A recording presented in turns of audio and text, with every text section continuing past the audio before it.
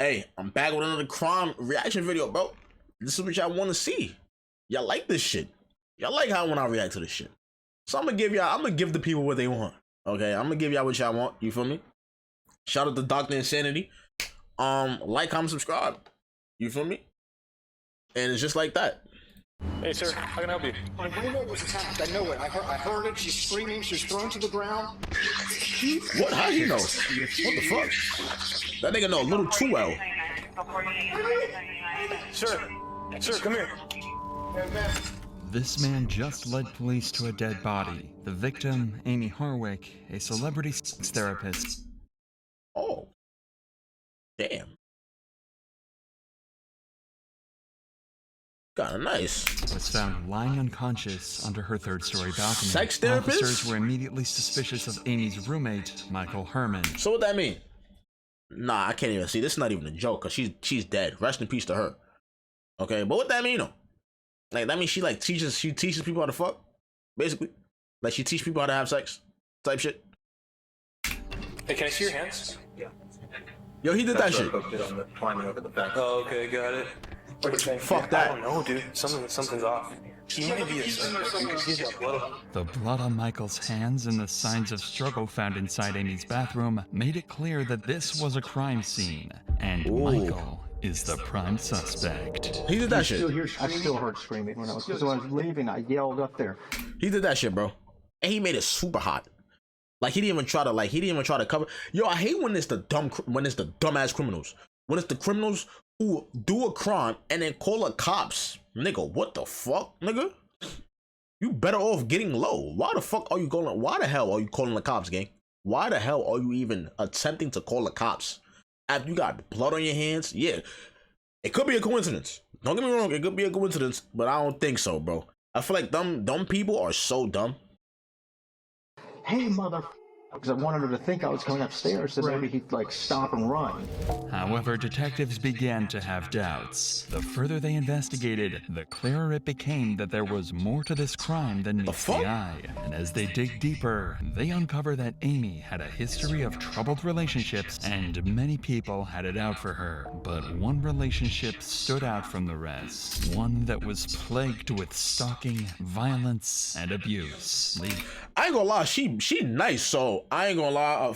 And she a sex therapist, so she probably was putting that shit on. She probably was putting that on niggas. You feel what I'm saying? Nah, real shit, bro.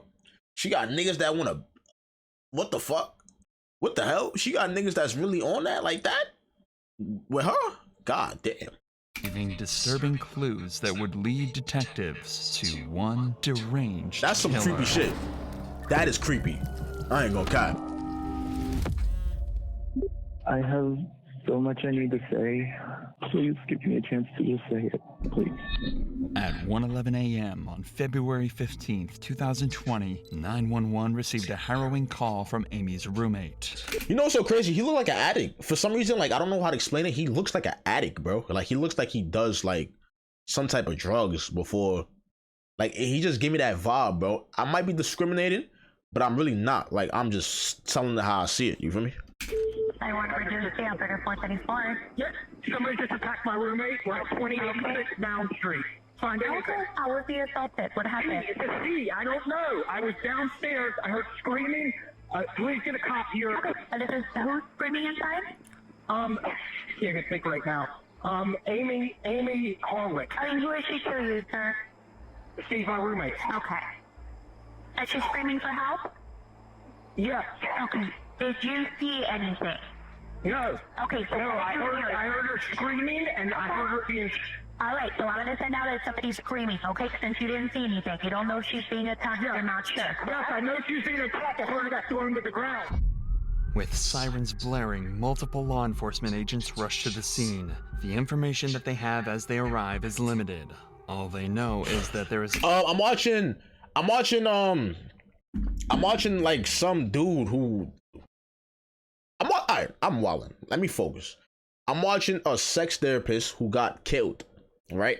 But she got mad different types of boyfriends. Like, it's mad suspects. So they're trying to figure out, like, you know? Yo, watch this with me, bro. Tune in with me. Shit, I don't like watching this shit by myself. I don't care how tough I am. a situation with a screaming woman and that somebody appears to be in danger. As soon as they arrive, Michael Herwin, Amy's roommate, is the first person to come into contact. Hey, sir. Hi. How can I help you? I know, it is. My roommate was attacked. I know it. I heard it. She's screaming. She was thrown to the ground. I couldn't find my phone. That's what I'm saying. But how does he know? Like, the nigga is so, like, he's describing everything so vividly. Like, I know it. Like, I heard it. Like, she was thrown to the ground. Like, I couldn't find my, like, nigga, what the fuck, nigga? You know a little too much. Couldn't find anything. Okay, hold on. Okay, so you have access to here? No. Is there anybody else inside the house? My roommate. Just your roommate by yourself? Yes. You didn't check on her? Dude, I heard screaming. I don't know if that guy had a gun or a knife. I came running I couldn't find my phone. So is there somebody else inside? I think there's. Okay, sir, do me a favor. Do me a favor. Calm down. Calm down. Other than your roommate, is there anybody else inside the house? I don't know. So you didn't see anyone? You just heard... No, I just heard her screaming. I found her, got thrown to the ground. I've been calling for her through his windows. Nobody's answering. Nothing. So where's your key at? Inside, downstairs. The back door's open. He did that shit. Bro, I'm telling you, bro. He did that shit, bro. I promise you. I can almost promise he did that shit, bro. I ain't gonna lie. But in the beginning, it showed she had like 3 different type of niggas. She had 3 different type of boyfriends, bro. She got niggas that stalking her. Like, what the fuck? Like, yo. You're good. You good.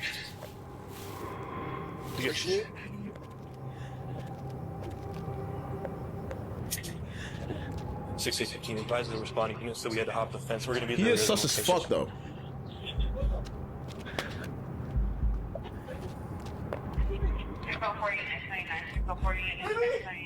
Sir, come here. Relax. Take a seat. Nah, I ain't gonna lie. Oh my God. That's crazy. Like, I would have panicked too. Shit, I don't know what the fuck I'm walking into. Like, if this is my neighbor and I'm with the cops and I'm walking, I see her paralyzed. I'm like, whoa, what the fuck is this? You feel me? That's what I'm saying, bro. I don't know if he called the cops. I think he did call the cops, no? Nah, he didn't call the cops because he said, yo, I couldn't find my phone. What was going on tonight? I've been asleep all night. When officers move into the courtyard, there lies Amy Harwick, 20 feet beneath her 3rd floor balcony, Damn. going into continuous seizures with glass surrounding her body. Bro, she's having a seizure. Oh, Jesus. Nah, that's fucked. Amy lived in a relatively safe area in Hollywood Hills and was a well-known family and marriage therapist, so her home being broken into was unusual, and whoever did it made sure she had a painful death. Nah, real shit, he threw her out the balcony, right? I'm pretty sure the nigga, whoever did it, threw her off the balcony, for sure. Was thrown off her balcony, resulting in several serious injuries. Yeah, that's fucked. The trauma to the head was so severe that For it sure. had resulted in a subgaleal and a subdural hemorrhage, sending her into continuous seizures. Not Damn. only that, but her neck showed signs that she had been strangled before falling off her balcony. God Even though damn. Amy started receiving urgent care, this situation was far from over. Not knowing whether the assailant is still in the house, officers began to breach and clear the ground floor. Do you know if there's anybody else inside the house? I don't. Oh my God. Anyone else inside? It's the LAPD. Come out with your hands up. That Hey, nigga's somebody gone. pat him down, please. That nigga's gone. He might be He's got blood. Probably on my couch. Anyone else inside? It's the LAPD. Come out with your hands up. Nah, he did that shit, bro. Gotcha. Unless they got cameras, bro, I'm telling you, bro, unless they got a camera of a nigga running out the fucking building or running out the door right after he killed her, that nigga did it, bro. Alright, so you guys can move up in unison. Yeah. On you guys. Just hold it. They're gonna move up in unison. You're good, Pascal. Whenever you guys are ready, go ahead. Go back in. Yo, goddamn, that's why I can't be a cop, my nigga. Bro, they send a nigga off to die in GTA. Nigga, what the fuck? Yo, they say go. The nigga, bro, he's by himself. What if he get ambushed? Then what? I got an open room. There's a balcony to the top. Got couches. Looks like a kitchen to the right. Unfortunately, the one responsible for Amy's condition has managed to escape. And as cops make their way through the home, they notice that everything is organized and spotless, besides a few areas of interest. It's sticky.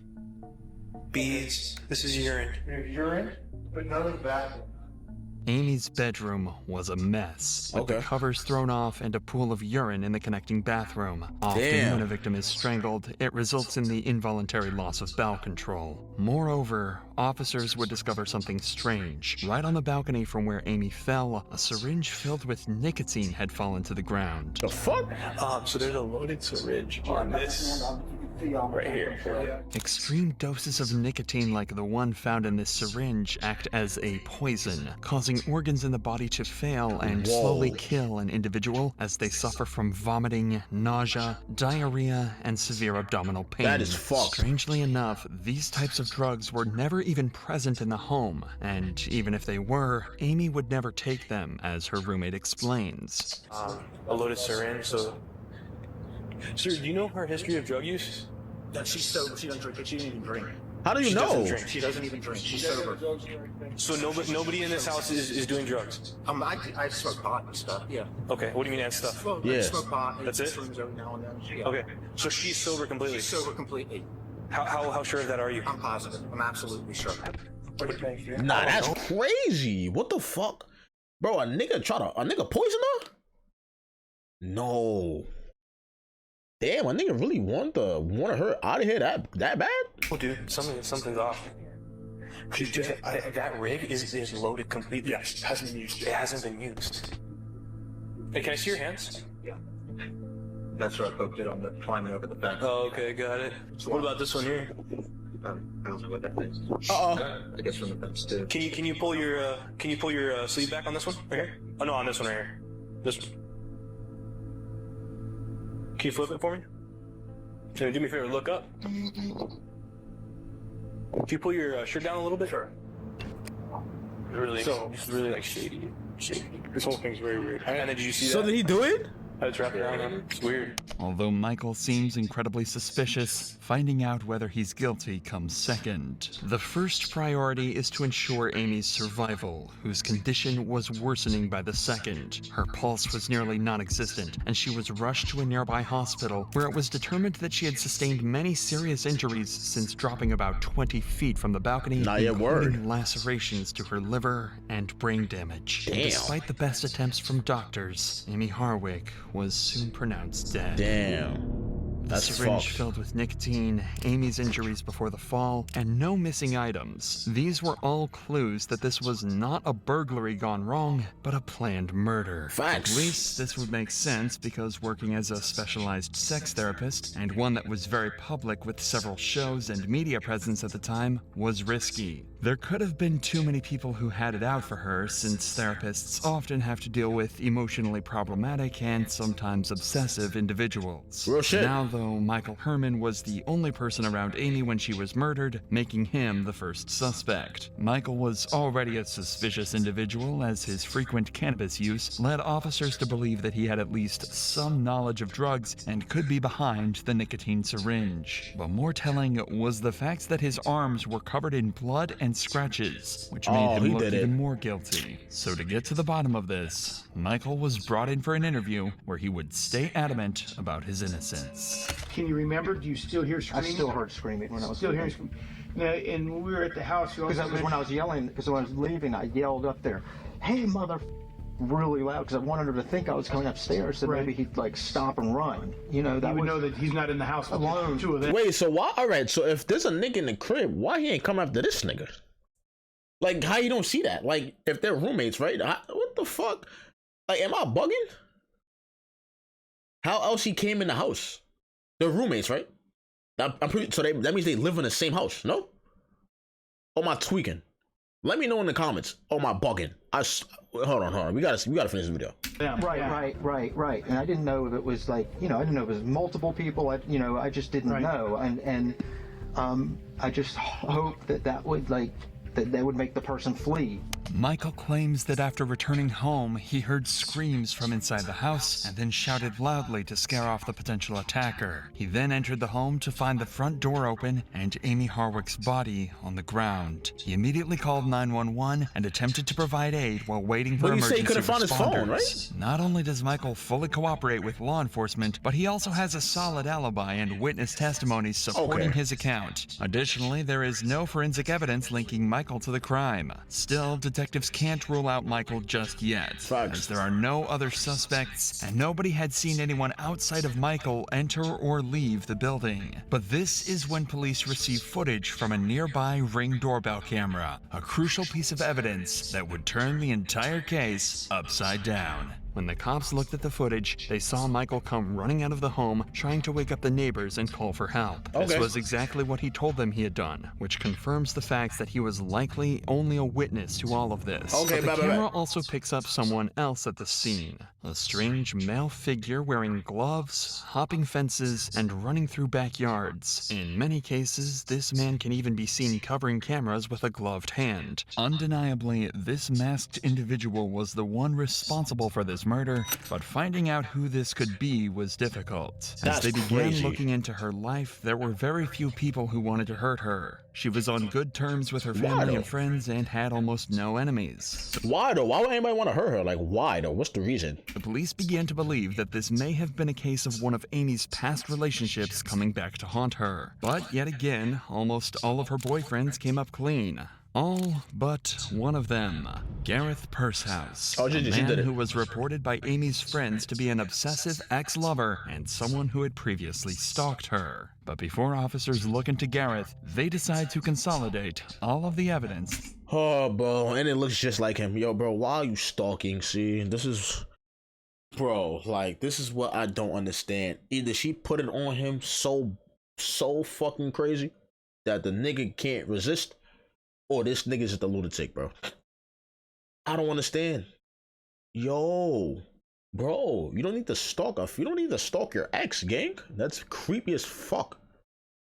That's creepy as hell, bro. Why do you want to stalk your ex, bro? Move the hell on. I gotta limit my cursing because you know I curse a lot. You feel me? But move the hell on, bro. Like, what's up, gang? They have first. Because of the presence of the syringe filled with pure nicotine, detectives believe that whoever broke into Amy's apartment intended to kill her by injecting her with the syringe, but that their plan somehow went awry. Amy began resisting, and a physical altercation occurred that would be proven by a black rosary that Amy had been wearing around her neck. Beads of this rosary were found trailing all the way from her bedroom to the balcony. Not only that, a black leather jacket that was turned inside out was also discovered at the scene. It is likely that the attacker snuck up behind her, grabbed her by her jacket, and a struggle ensued. The attacker then likely choked Amy, dragged her out to the balcony, and threw her over the top. That's so With all stupid. of this in mind, officers began looking for somebody who would want to hurt Amy in this manner. Undeniably, the masked individual was responsible for the murder. However, identifying them could be challenging because, despite being a well-known public figure, Amy had no known enemies. Police start their investigation by questioning friends and family of Amy, looking for any clues on who could have committed this heinous crime. And it wouldn't take long for them to get a strong lead. Amy's friends revealed to police that about a month before her murder, they began receiving concerning messages from Amy. She expressed... Oh, yeah, GG's. Nah, he's fraud. He's cooked. See, I try to tell y'all. Yo, bro, I tell y'all all the time. Bro, I hate people who kill females. If you're not protecting yourself, you feel me? Why are you doing it? Get him out of here, bro. Put him with the dogs. Put him with the wolves. Fear for her life, mentioning that she had recently encountered a stalker. A stalker which, it would turn out, she had an abusive relationship with a decade prior. 41-year-old photographer Gareth Pursehouse. Amy and Gareth had met 10 years earlier in 2011 when Gareth had worked as a photographer. Yo, bro, you're 40 and you're stalking females? Yo, Kane, are you good? On a therapy event Amy attended. They dated briefly, but Amy's friends took note of the relationship being far from normal. In May of 2011, Amy tried to file a restraining order for the abuse she suffered in the relationship. Gareth often suffocated her, slamming her against the walls, dropped her on the ground, and punched her. Yet, somehow, this order was denied, as authorities believed there was a lack of evidence. Of course, this meant a quick end to the relationship, at least for Amy. This was unacceptable for Gareth, as he started look crazy. obsessing heavily over Amy, and his emotional state worsened. But Amy was the one who'd have to face the brunt of Gareth's mental decline. In the months after the breakup, weird occurrences began happening at Amy's residence. She would walk into her home to find picture frames were smashed. Whoa. Sometimes there would be roses taped to her front door, and on other occasions, Gareth would refuse to leave her doorstep for hours. A year later, in 2012, Amy tried to file another restraining order against Gareth because he had once again assaulted her and dragged her out of a car. Fortunately, this time, the order would be approved by a judge, barring Gareth from seeing Amy for 5 years. However, according to her closest friends, Gareth's behavior became even more creepy and intense in the years after the restraining order was issued. If Gareth couldn't see her physically, he'd tarnish her reputation on every one of Amy's social media pages. Every single time she posted, she would get derogatory comments, and all of her publications in her field as a therapist would get bombarded with comments criticizing and degrading her work. But things would take a turn for the worst 1 month before Amy's murder. On January 17, 2020, Amy was attending the XBiz Awards, where she was a panelist of an organization called Pineapple Support, which was meant to focus on therapy related to workers in the sex industry. However, as Amy was having drinks before her segment began, she would hear a familiar voice. Gareth's voice, who was working as a photographer at the event. At this point in time, Amy had not seen Gareth in nearly a decade, yet... Bro, shit is crazy. Can't get a fucking break. Yo, ladies, yo, any ladies who's watching this, if you have a stalker, get rid of that nigga, bro. I ain't gonna lie, I'm keeping a buck. Hey, I'm not, violence. Okay, violence. Okay, if you gotta go to jail, trust me, you're a female. You're gonna come home. Okay? I'm condoning all violences, bro. For a stalker, a nigga who doesn't leave you alone, bro, violence, bro. I'm gonna keep it a buck. I'm sorry. I'm not a bad person. But it's a lot of females out here, bro, who are walking the streets alone, who are getting, you know, R word, who are not safe. You feel me? Because these weirdos are in this city with weird ass intentions, bro. Shit is wicked. They all gotta go. I'm not gonna lie, all of them gotta die in GTA. No cap. He would approach Amy, angry and upset, saying that she ruined his life. One of Amy's friends would outline what the two talked about as Amy called him for help. The first phone call, when she called, I couldn't hear. It was a lot of loud commotion. It was chaotic, so I couldn't understand, and I hung up. And then 30 seconds later, I received another phone call from her as well, and all I could hear amongst the chaos or the sounds that were sort of the loud sounds was, "Get the F over here." You initially seen them walk away at first. Like, bro, I ain't seen you in 10 years. Yo, nigga, I ain't seen you in 10 years. I ain't seen you in almost 10 years. How are you still mad? Are you crazy? Is this nigga, like, are you kidding me? Bro, are you that much of a loser? You don't get no hoes? You don't get no hoes. I'm guessing you don't get no hoes, bro. 10 years, bro? You still on it? Almost a decade, bro. So like almost 10 years you still on it, nigga? The fuck?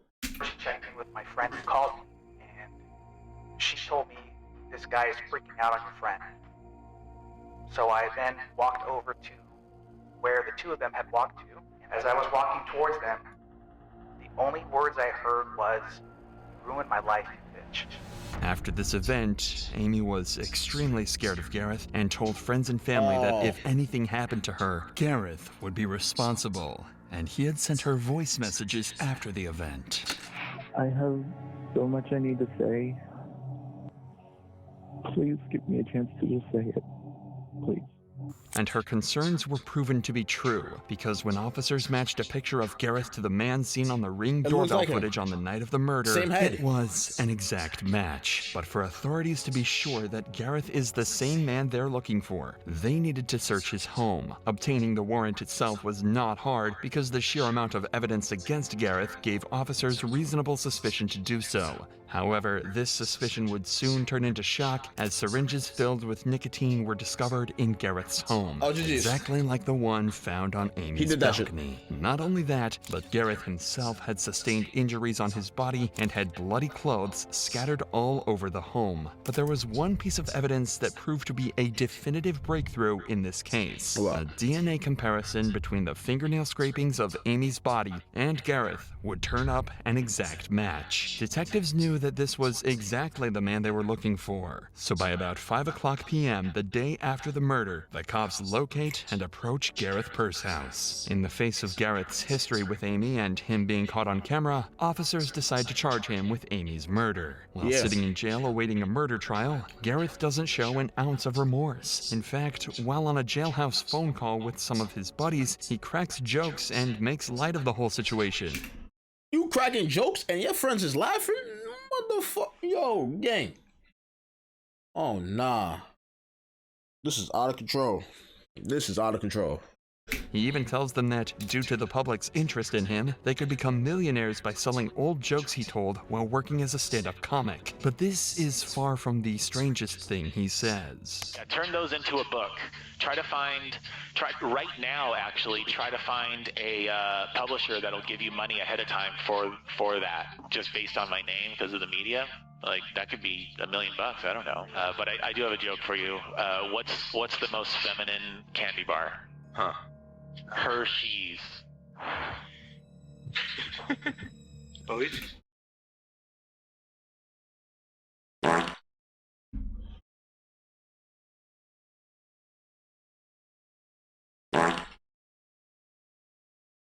Whoa! How's that funny? They can't be laughing for real. That's fake lives. You see fake lives right now. Yeah, you got your sense of humor. You're making the best of it, Nick. Yeah, well, and also people are posting like crazy hate, and there's like, why bother? So you said you're not gay now? Correct. Ever? Is that what you're trying to say? Yes. I've seen what's coming at me, and it's not good. I'm not getting out. That nigga don't care. Oh shit. That nigga don't care. As long as he took her out, he don't give a fuck. That is, nah, see? Those are some scary niggas. Niggas like that is scary as hell. We're fine. Gareth Pursehouse has made it very clear that he believes he is going down for Amy's murder, and he has completely accepted that. One could likely assume that if this man were not truly guilty of this horrific crime, he would not be speaking this way. Despite this, Gareth was bonded out of jail before his trial began. But what the fuck? I forgot this nigga rich. They gave him a bond? Wow. Gareth was certainly panicking, because right after he was released on bond, the first place he visited was Los Angeles International Airport to escape the country. Normally, a person who has their bond posted is not allowed next to any airports or borders to prevent them from leaving the country. And if they're found doing so, they're arrested immediately and given no chance for a second bond. Exactly what would happen to Gareth as he was arrested once more. The trial of Gareth Pursehouse began in August of 2023. The defense claimed that Gareth was only there to talk to Amy and that her death was an accident. They also argued that while Gareth had brought that syringe filled with nicotine to the scene, he had only intended it to be used for his own side. But the prosecution took a different approach and painted Gareth as an obsessive killer. She rejected his advances. She cut off all contact. And to punish her for that, he broke into her house on Valentine's Day. He broke in there with a syringe loaded with a lethal dose of nicotine. The prosecution's argument was solid. However, they had a... Yeah, that argument, they trying to fraud him. Fraud that nigga. Fraud that nigga. Major point that they would have to prove if they wanted to get a guilty verdict. That point was that Gareth came to Amy's apartment on the evening of February 15th, 2020 with the intention of killing her, not just to have a conversation, as the defense alleged. The defense also suggested that Amy may have ended up on the concrete below the balcony while attempting to get away from Gareth out of fear. One likely scenario for how Miss Hardwick came to rest where she lived in the patio is that she comes home, encounters Mr. Pursehouse. In a panic, she runs through her bedroom, to her balcony, climbs up and over the railing, attempts to lower herself or climb down, and is unsuccessful. Throughout the entire trial, Gareth Pursehouse never once took the stand to testify on his own behalf. Because you know. Most legal experts will say that this is something that can be very telling to a jury. Because you know. After all, if an innocent person has nothing to hide, then it is suspicious that he wouldn't speak out to defend himself. Yeah, why didn't defend yourself, punk pussy bitch? Why didn't defend yourself? Stalker. But whether or not the jury in this case will see things his way, only time will tell. After finishing the deliberation process, the jury in this case reached their decision in September of 2023. As to count one, we, the jury, the above entitled action finding defendant Gareth Pursehouse guilty of the crime of murder in the first degree. Ladies and gentlemen of the jury, are these your verdicts? So say you one, so say you all. Yes. And just like that, Gareth Pursehouse was officially convicted of the murder of Amy Harwick. The only thing left was for Gareth to finally be sentenced. Gareth Pursehouse was sentenced to life in prison without the possibility of parole. Wow. W video. W fucking video, bro. I ain't gonna cap. That was a good video, bro. And it's kind of crazy because it's like a Hollywood. It's like not Hollywood, but it's like these people are known, so it makes it even more. It makes it a little bit more crazier. You know what I'm saying? But other than that, that dude deserves to go to jail. He's gonna die in prison. And rest in peace to that lady, bro. Rest in peace to that girl, bro. You feel me? She was just chilling. She was just living her life. You feel me? She didn't have to. Nobody should not have to deal with no abusive type of nigga and no stalking type of nigga, bro. Like, nobody should never go through that, especially no female. It's already dangerous in this world as it is for females. So imagine the danger outside. Plus, you got to deal with your ex is stalking you. You feel me? It's kind of crazy, bro. So, rest in peace to her. Hopefully her family found justice. And fuck that nigga. Fuck him. But that's the end of the video. Like, comment, subscribe. I love all you guys for tuning in and you know, showing me love. And let me know what you guys want me to see. Like, right down below. You. Right down below. Yes, you. If you made it to the end of this video, right down below what you want me to see, bro. What you want me to react. It could be old, it could be new. Let me know ASAP. But we are out of here. Peace.